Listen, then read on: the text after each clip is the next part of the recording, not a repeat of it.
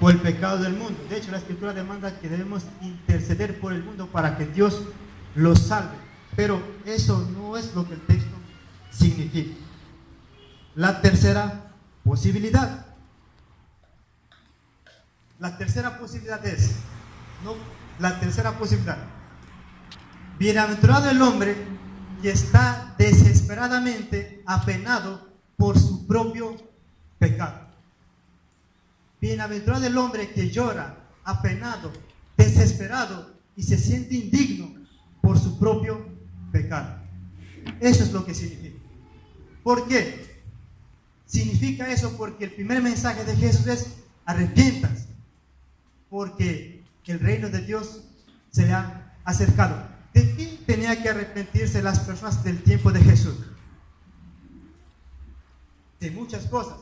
Los fariseos decían y no hacían. Los escribas se sentían totalmente bien letrados, bien estudiosos, pero no tenían amor hacia el prójimo.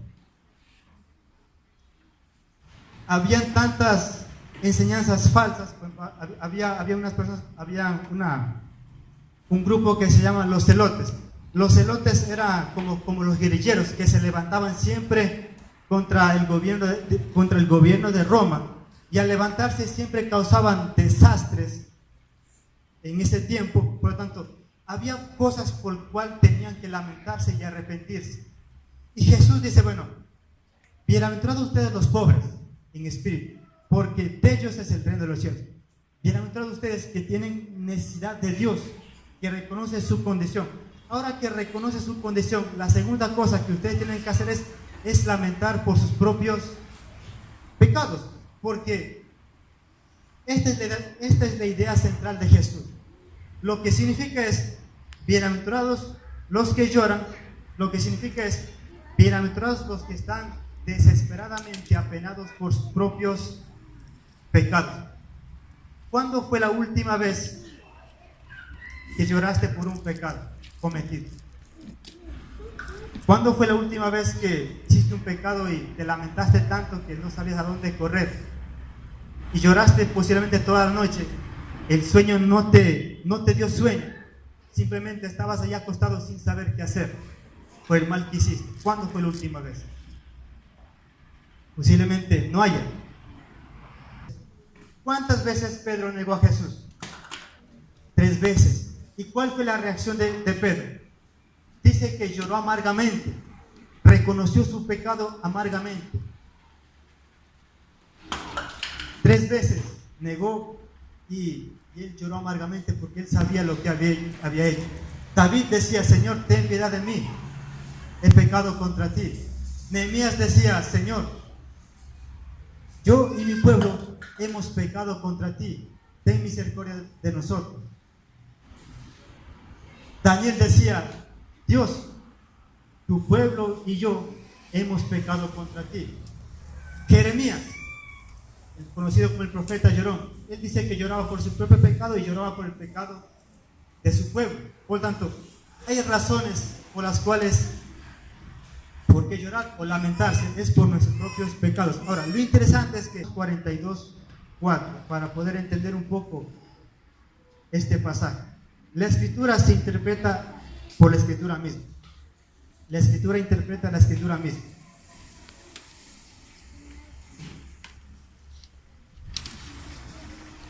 Salmos 42. En el día del mal el Señor lo librará. El Señor lo protegerá y lo mantendrá con vida. Y será bienaventurado sobre la tierra, y no lo entregarás a la voluntad de sus enemigos. El Señor lo sostendrá en su lecho de enfermo, en su enfermedad restaurarás su salud. Hasta aquí el salmista David reconoce que Dios está realmente con las personas que tienen necesidad. El salmista David reconoce que Dios está con las personas que pasan enfermedad. Pasemos al versículo 4. ¿Qué es lo que estaba pasando David realmente?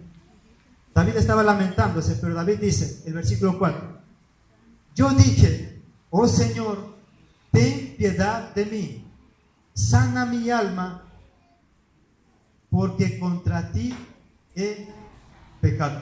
la verdadera agonía o la verdadera tristeza de David no era por el pecado que había en el contexto donde él vivía. David estaba lamentando porque él había pecado contra Dios. Y la primera palabra que David dice es: oh Señor, ten piedad de mí. Oh Señor. Bueno, realmente, si ponemos cuidado en esta palabra, oh Señor, realmente esta palabra es una palabra de lamento. Es alguien que dice: Señor, oh, he pecado. Es una palabra realmente es una palabra de lamento. Una palabra de desesperación porque ha pecado contra el Señor. Ahora, tal vez se pregunten, bueno, ¿por qué Julio está predicando sobre arrepentirnos? ¿O por qué Julio está predicando sobre llorar por los pecados si ya somos salvos? La Escritura dice que nosotros estamos luchando contra el pecado.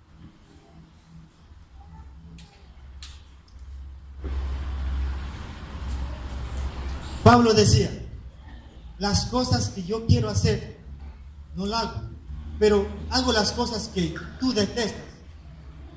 Miserable de mí, ¿qué puedo hacer? Esa es la razón del por qué yo estoy diciendo esto, y también porque la palabra nos está diciendo esto. Aquí hay muchos jóvenes. Yo tuve 14, 15, 16, 17, 18, 23, 24, 25, 28, 29 años. Y yo conozco la lucha que cada joven pasa. Yo conozco la lucha. Y sé que muchas veces cuando caen no encuentran una sonrisa falsa. Pero yo sabía lo que había hecho ante Dios. Y posiblemente aquí algún hermano le preguntaron: ¿cómo estás? Y posiblemente dijeron: pues sí, muy bien. Muy bien. Pero yo sé que muchos de ustedes han caído en pecado. Y al hacer eso, se están haciendo daño el propio ser. David dice: sana mi alma. David reconoce que se había hecho daño. Sana mi alma, oh Señor, ten piedad de mí, porque contra ti he pecado. En Estados Unidos, bueno, no tenemos pastores, pero en Estados Unidos hicieron una encuesta, una investigación en varias iglesias, y el 70% de los pastores habían caído en pornografía y en adulterio. Repito, el 70% de los pastores habían caído en adulterio y en pornografía. Si los pastores cayeron en adulterio y en pornografía, ¿qué de los más jóvenes que están más propensos a caer en esas cosas? Es preocupante.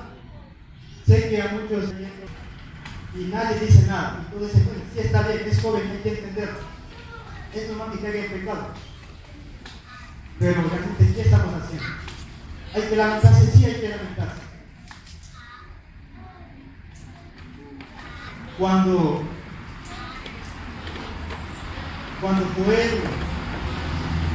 se dio cuenta de la realidad del pueblo judío, dijo: sacerdotes, vengan al altar ministro, vengan, pónganse su vestidura de luto, hagamos ya, lamentemos de nuestros propios pecados.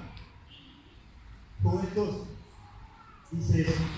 Por tanto, cuando leí esta estadística, me fue preocupante, porque entre esta estadística entran todas las iglesias de cualquier denominación. También viene la iglesia de Cristo. De hecho, creo que hace poco viene una película que se llama La mujer del pastor, basado en la iglesia de Cristo. ¿Qué estaba pasando? Un pastor que estaba haciendo que tu esposa se diga de él, manera para que le pueda ayudar. ¿De dónde nace eso? Realmente de su corazón. La pobreza, amparándola. Esas cosas, bueno, son cosas que realmente nos conducen nuestro pensamiento contrario a la escritura. Y esas cosas debemos lamentar a nosotros. O sea, si nosotros no tomarás la mujer de tu prójimo, David sabía eso. David creció. David dice, bueno, Natán, cuéntame. Y Natán dice, bueno, un hombre tenía muchas ovejas. Y tomó, David dice, bueno, tal hombre merece la muerte. Y Natán dice, bueno, ese hombre eres tú. David no se dio cuenta de su pecado hasta que Natán le dijo en la gravedad de su pecado. Y David, después de esto, las canciones que cantaba de Dios, porque qué cosas buenas David tenía que mostrar para que Dios lo salve. Nada, porque David había pecado. Pero David apela a la misericordia y a la gracia de Dios. Ten piedad de mí, oh Dios, conforme a tu misericordia, conforme al inmenso de tu compasión, borra mis transgresiones. Señor, salva. He pecado, hice cosas que tú aborreces, borra mis maldades. Y no solo eso, David dice, lávame por completo de mi maldad y límpiame de mi pecado. Porque yo reconozco mis transgresiones y mi pecado está siempre delante de mí. Porque yo conozco mis transgresiones y mi pecado está siempre delante de mí. Contra ti solo he pecado y he hecho lo malo delante de tus ojos, de manera que tú eres justo cuando hablas y sin reproche cuando juzgas. Por lo tanto, hermanos, no es tan fácil. ¿Qué es un hombre? ¿Qué es un hermano que es una mujer? Y la esposa sabe, es algo que va a arrastrar de morir. Posiblemente lo olviden, sí, pero va a vivir con eso en su mente. ¿Y si un joven cae en fornicación? Esto es terrible porque así parece que fornica contra su propio cuerpo, pero aún no sé cómo es eso. Quizás cuando Dios venga, mira, bueno, esta es la forma como tú pecaste contra tu propio cuerpo. Pero realmente es terrible, hermano. Tenemos que pensar muy bien antes de cometer un pecado, porque David dice, sana a mí algo, porque David sabía lo que había hecho. Y no solo eso, hermano, y sufrió la ira de Dios, el castigo por nuestros pecados. Al que no cometió pecado, por nosotros lo hizo pecado. Sobre él cargó los pecados de muchos, y la transgresión fue puesta sobre él. Y Jesús dijo, Dios mío, ¿por qué me has abandonado? ¿Por qué? Porque Dios no tiene comunión con el pecado. Si Dios, el Padre, abandonó a su propio Hijo, ¿qué de la creación que no conoce a Dios? Por lo tanto, hermanos, el pecado lo que hace es una separación entre Dios y el hombre.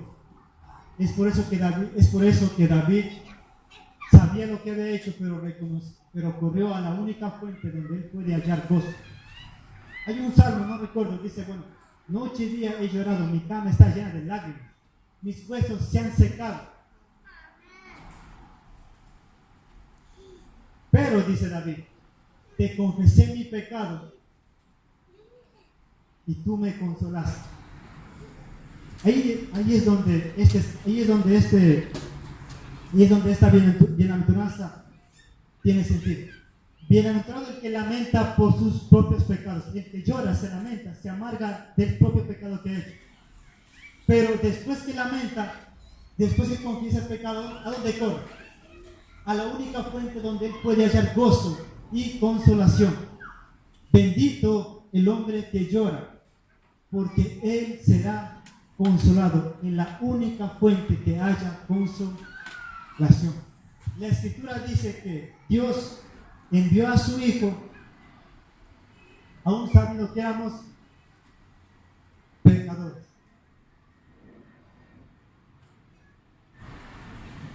Ahí podemos ver que realmente Dios nos ama, aunque constantemente nos rebelamos contra Dios. Dios siempre está mostrando su amor, ya no como un juez, sino como un padre. Porque si Dios mostrara su justicia, ninguno de nosotros estuviéramos vivos. Pero Dios muestra su amor como un padre que consuela, que levanta, que edifica, que abraza, para darnos y otorgarnos su perdón. Hay por qué lamentarnos, pero también hay por qué alegrarnos, porque Cristo es nuestra única fuente de consolación y de alegría, donde hemos hallado consolación.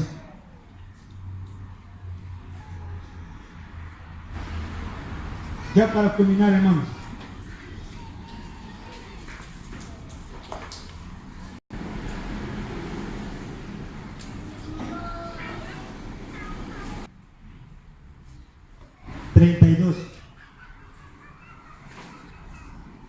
el Salmo 32 dice así: cuán bienaventurado es aquel cuya transgresión es perdonada, cuyo pecado es cubierto. Voy a cambiar la palabra bienaventurado con la palabra feliz.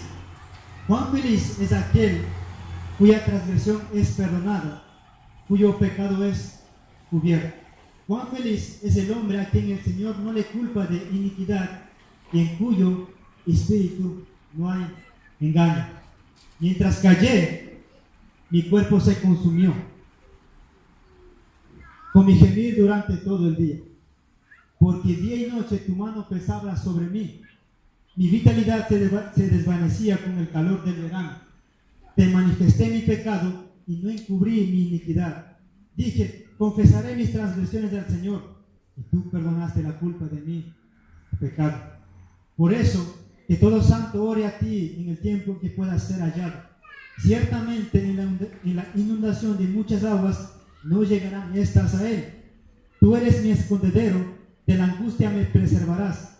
Con cánticos de liberación me rodearás. Yo te haré saber y te enseñaré el camino en que debes andar. Te aconsejaré con mis ojos puestos en ti. No seas como el caballo o como el mulo que no tiene entendimiento, cuyos arreos incluyen brida y freno para sujetarlos, porque si no, no se acercan a ti. Muchos son los dolores del impío, pero el que confía en el Señor, la misericordia lo rodeará. Alegraos en el Señor y regocijaos. Justos, dad voces de júbilo, todos los restos de corazón.